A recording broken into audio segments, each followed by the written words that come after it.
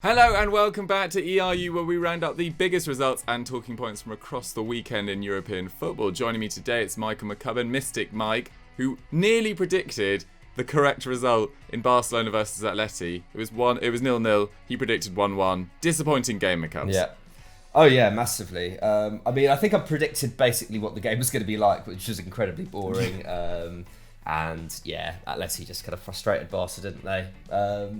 There really wasn't anything going on in that game. I cannot remember one significant moment aside from Carrasco had a good chance. Yeah, it was pretty disappointing.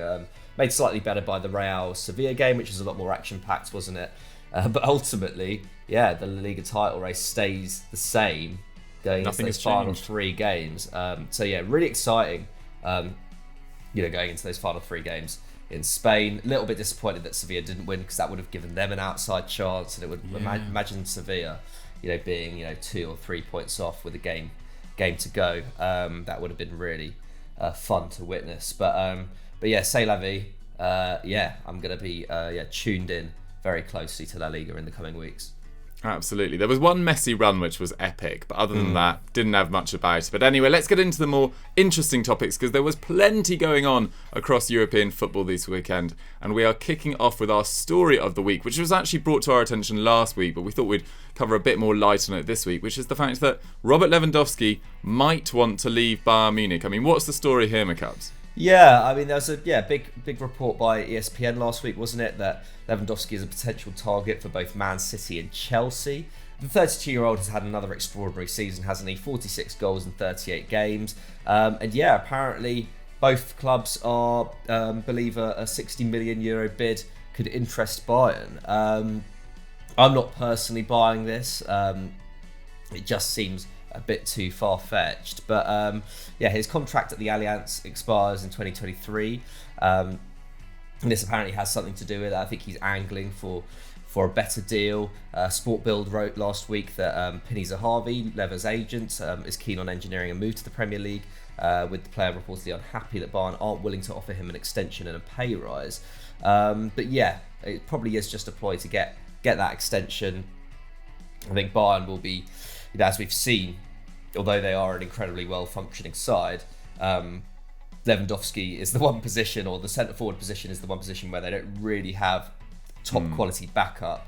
And when you have arguably the best number 9 in the world, not having that kind of someone to step in and be able to recreate even a fraction of what he is capable of is a big problem for them. So yeah, I expect that Lewandowski will stay at Bayern. But because if he was to go to one of these two clubs, which one would be your pick? I think it probably makes more logical sense for him to go to Man City, obviously. I mean, Chelsea are clearly improving under Thomas Tuchel, no end, particularly defensively. They've been magnificent and need that sort of sharp shooter up front. But City can offer him the almost guarantee of trophies. I mean, they've won 7 since Pep Guardiola's arrival in 2016, and he's obviously worked under the Spaniard beforehand as well. It was Pep who persuaded Lewandowski to swap Dortmund for Bayern on a free transfer in July 2014, and he went on to net 67 goals in exactly 100 games over the next 2 seasons, which, by his current standards, isn't actually that much, but up until then, he hadn't really hit those numbers beforehand. The 2015-16 season saw Lewandowski score 30 goals in 32 league games and 42 in 51 in all competitions. That's the first time he had hit either of those tallies in his career, and he subsequently hit at least 40 goals in all competitions in the 5 seasons since. Just a remarkable goal-scoring consistency from him. Chelsea would obviously be a great option too. They create 14.2 shots per game, which is just 1.7 less than Man City. But they've scored 17 fewer goals, and none of their players have scored over 6 league goals in the Premier League. Jorginho, Werner, Mount and Abraham, surprisingly, have got 6 Premier League goals, but no more than that in that squad. Timo, apparently, should have scored 6.8 more, according to expected goals. One more than the next worst in the competition in terms of underachieving on your expected goals. So he's got the worst record in the Premier League, one more than Neil Maupay, who we all know has had a torrid time in front of goal for Brighton.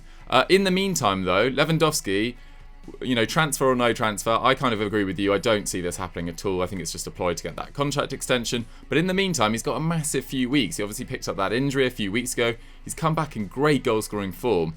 He's targeting Gerd Muller's record as well. He scored a hat-trick and provided an assist in Bayern's 6-0 thrashing of Gladbach at the weekend.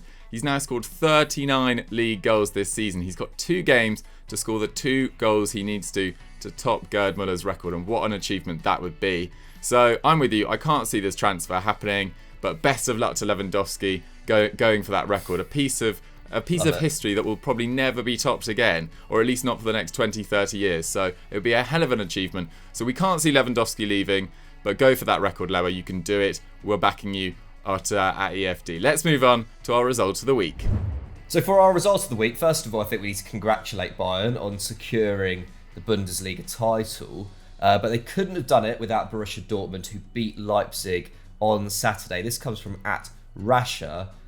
Dukes, what a game this was. Yeah, it was an absolutely mental game, and there were a few games we could have picked for our results of the week. Obviously, massive credit for Lille for beating Lens 3-0 in the derby on Friday. Inter, Atalanta and Napoli all secured crushing victories in Serie A as well, which makes that top 4 race incredibly interesting, which we'll be coming on to in just a bit. But instead, we wanted to focus on Dortmund's dramatic 3-2 victory over RB Leipzig. Now, BVB had obviously had a difficult campaign, but went into this game in actually surprisingly good form. They'd won their last 4 league games and thrashed Holstein Kiel in the semi-finals of the DFB Pokal, scoring 19 goals in those 5 games. And they continued this form in this one. It was far from simple though. They had a 2-0 lead through Royce and Sancho before being pegged back by Klostermann and Dani Olmo before Sancho's 8th Bundesliga goal of the season sealed the win in the 88th minute. And it was a lovely goal as well to win a game. And it was a really entertaining, very even affair as well. Leipzig had 54% possession and 14 shots with 8 on target to Dortmund's 15 and 4. XG had it at 2 to 1.5 in Terzic's side favour, so it was pretty even. I mean, Dortmund's finishing was pretty strong, and it was just a really entertaining, high quality affair, I'd say. And Dortmund obviously had the disadvantage of, they were without the injured Haaland or the suspended Jude Bellingham as well. So this was a massive win for them as it moved them into 4th spot, 1 point clear of Frankfurt, who could only manage a 1-1 draw with Mainz, who have been showing some great form recently, Mainz. And they're now just 2 points behind Wolfsburg, who beat Union Berlin 3-0. So don't rule out a 3rd place finish for Dortmund, which, considering where they looked a few months ago, would actually be a pretty good achievement. And obviously they got that DFB Pokal final coming up against RB Leipzig as well. So we'll see how their season shapes up. The only downside of this win, as McCubs mentioned beforehand, was the fact it handed their closest rivals Bayern Munich their 9th consecutive title prior to their 6-0 demolition of Gladbach later on Saturday. But McCubs, for Leipzig, you can sort of feel like maybe they shot themselves in the foot slightly at times in this one. Yeah, I mean, because they looked really dangerous. Obviously, they got themselves back into the game, didn't they, from 2-0 down, and that really handed them the initiative. But yeah, I think there was maybe some uncharacteristic mistakes from them in terms of the Dortmund goals. Upamecano played Royce onside for the first, although I thought it was a very well-timed run from Royce. But I think, if that situation played out again, perhaps Upamecano would have been pushed up a little higher. Klostermann got turned pretty easily for Sancho's opening goal. Mukiele then failed to track Guerrero before he crossed for the Englishman for the winning goal. Equally, I think, Dortmund were pretty troubled defensively as well. I think Hwang Hee-chan, shout out to him. I think he gave Guerrero and Mats Hummels a pretty tough game on the day. But it can't be too harsh on Leipzig. This was just the 3rd time this season that they'd conceded more than 2 goals in a single game. They also did so against Dortmund in the return fixture and against Mainz. They still only conceded 28 league goals, which is 4 fewer than the next best, Wolfsburg. Interestingly, only 3 sides, Leipzig, the aforementioned Wolfsburg, and Leverkusen, have conceded fewer than 40, which would suggest that defences hasn't been great in the Bundesliga this term. But actually, it's nothing new. Only Bayern and Leipzig did so in 2019-20. Just goes to show that actually this is very much one of the most entertaining leagues to watch in terms of goals. Set for a massive summer in East Germany. Obviously, Jesse Marsch is coming in. Nagelsmann's going to Bayern. Upamecano also going to Bayern. Konate almost certainly going to Liverpool, at least if we're to believe what Fabrizio Romano has been telling us the last few weeks. So yeah, plenty of speculation around the club. Obviously, Sabitzer could also be leaving. But at the same time, they have made some really good, transfers in the last year, which I think will help to bridge that gap, at least in the midfield. Dani Olmo being one of them, probably the best player for them on the day. Won an aerial duel, completed 2 dribbles, created a chance, had 6 shots. Obviously got that goal as well, and got an assist. It was his 9th assist of the season. Only 7 players in Germany have created more. For Dortmund, Guerrero was pretty excellent, despite getting completely done by Huan He-chan for that Olmo goal. 5 tackles and interceptions, 2 key passes, 3 shots and 2 assists. Man of the match though, without a doubt, Sancho. Fantastic to see him coming back into form so soon after returning from injury. 1 dribble, 3 key passes, 3 shots and 2 goals, both of the highest standard. I thought the finish of the first goal in particular was very, very good. Now has 17 league goal involvements this season, which, considering he had a very slow start to the campaign, is very impressive. Similarly to Man City versus Chelsea, this was a dress rehearsal for a bigger game as well. The DFB Pokal final, is on Thursday between these 2 sides. So what a rehearsal that was. Let's hope to see just as much drama on Thursday night. Let's move on to our star of the week. Okay, it's time for everyone's favourite section. It's Star of the Week, yes. And this one comes in from Brave Huss 24. Thank you very much for your suggestion. It's Fikayo Tomori. McCubs, what a result for Milan. What a performance from the youngster. My God, yeah. I mean, there's a number of performances in this game. It's weird that, because he kind of obviously made headlines because he got that final goal, but the 2 goals that preceded it, despite Chesney being in no man's land for that first one, so the worst goalkeeping I've seen in recent weeks.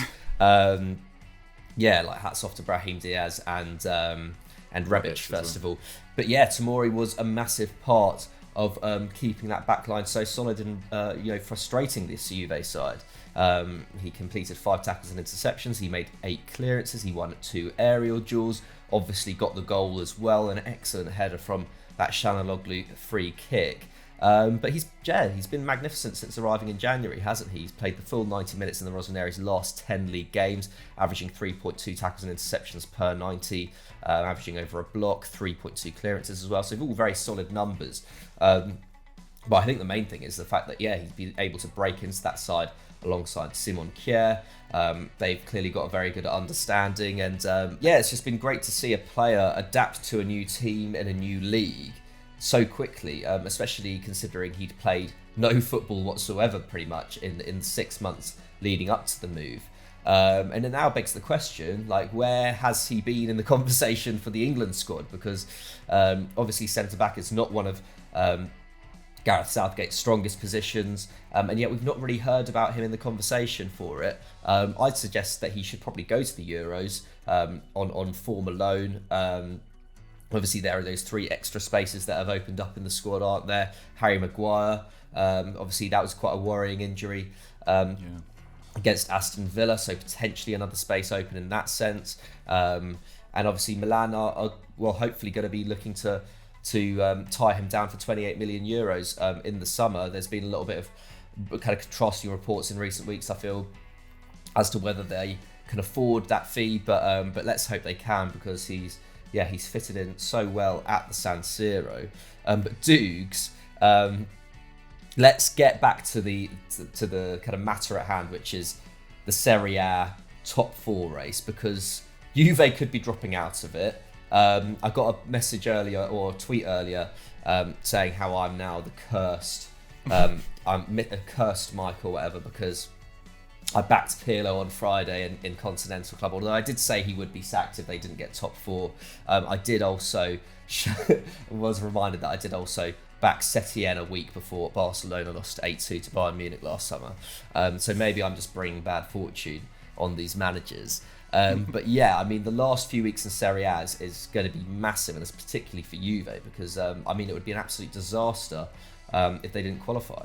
Yeah, and I think there'll be a lot of enjoyment around the rest of Europe if they didn't qualify, given their key role in the now failed European Super League, which they still haven't pulled out of. Mad. And it feels like Barcelona, Real Madrid and Juve are going to get some pretty strong punishment from UEFA this week or next week when we find out. Obviously, the clubs that pulled out have been given docked revenue for next year and basically a small slap on the wrist because they showed contrition, they apologised, etc. Juve, not so much. And now they've got a serious race for the top four on their hands, as we said. So this win saw Milan move third, level on points with Atalanta with 3 games to go, whereas Juve are fifth, 1 point behind fourth placed Napoli, with games against Sassuolo, who are 8th, Inter Milan, who obviously have won the title already, and Bologna still to come, who are 12th, plus the Coppa Italia final. So they've got some big games coming up, whereas the run-ins of some other sides look fairly straightforward. I mean, Atalanta host Benevento and then Genoa even. And then they've got AC Milan on the final day, knowing that might have a big... they might have their fate already sealed in terms of the Champions League at that stage. AC Milan play Torino, who've been pretty poor all season. Cagliari and Atalanta on the final day, as I just said. And Napoli have a very easy run-in. They've got Udinese, who are 11th, Fiorentina, who are 13th, and Hellas Verona, who are 10th. None of whom really have much to play for at the moment. So I feel like Juve, in terms of the run-in, with that Coppa Italia final, have the toughest time of it as well. And there's a very good chance that they miss out on the Champions League now, which would throw into question a lot of the futures of their stars, not least their talisman Cristiano Ronaldo, whose future would be in jeopardy, I believe. Will the 36-year-old, who obviously has a phenomenal record in the Champions League, it's the competition that he's really made his own, he's the all-time top goal scorer, he just has defined himself almost by the Champions League. Does he want to be playing Europa League football next year? Probably not. And can Juve afford to pay him 30 million euros per season without the Champions League revenue? Probably not as well. So I would suggest that if they don't make the Champions League, they should look to sell him and look to improve in their fullback areas and midfield creativity, which is the 2 areas we talked about on Continental Club on Friday when we were doing our rebuilds of Juve, PSG and Dortmund. So go check that out if you haven't already. I think it was a really good episode, actually. And let us know in the comments below what you guys think about Cristiano Ronaldo and his potential future. I mean, McCubs, the difficulty for Juve, even if they wanted to get rid of him, is the buyer for a 36-year-old in this market is going to be really difficult. Oh yeah, massively. I think like they'd have to accept a very small fee, and yeah, he's on 31 million euros a year. So yeah, I think like I was saying on Friday, I think if United can tie down Edinson Cavani for another season, that puts them out of the conversation for Ronaldo. And then you look at PSG perhaps. Yeah. And then that's it. Like they just gotta hope that PSG just come in and want to take him on. And considering that it looks like they've tied down Neymar to a new deal, I don't know whether getting in Ronaldo, although he would be a commercially a brilliant acquisition for them, I don't know whether it's really a priority for them this summer. I don't know whether Poch would really want to just add in Ronaldo to that attack. Unless Mbappe's leaving and they need like a short-term fix. It's a struggle to see where he goes.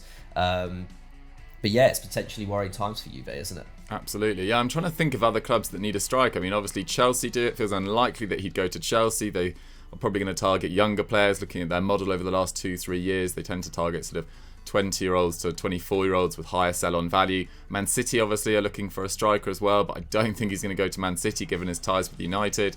PSG, unless Mbappe leaves, I can't really see it happening, and Mbappe looks unlikely to leave as well. So Juve are potentially going to be stuck with a white elephant in Ronaldo just sucking up all their wages for the next few years. But there won't be that much sympathy in Serie A and across Europe on Juve right now. But guys, that's all we've got time for on ERU for this week. Let us know what you guys thought of our transfer of the week. Lewandowski possibly leaving, Dortmund's victory over Leipzig, and Ronaldo's future. And shout out to Tomori as well for an excellent weekend. McCubs, if they've enjoyed this, what should they go check out, as well as Continental Club? Yeah, obviously go and check out Continental Club, but also EFD Explains on the weekend, all about 50+1, obviously the German club ownership model and whether it could work in the Premier League. Go and check that out. Go and check out all our other explainers. Go and check out all of them on FD as well, and subscribe to the podcast channel. Perfect. Thanks very much for watching, guys. We'll catch you next time. Bye.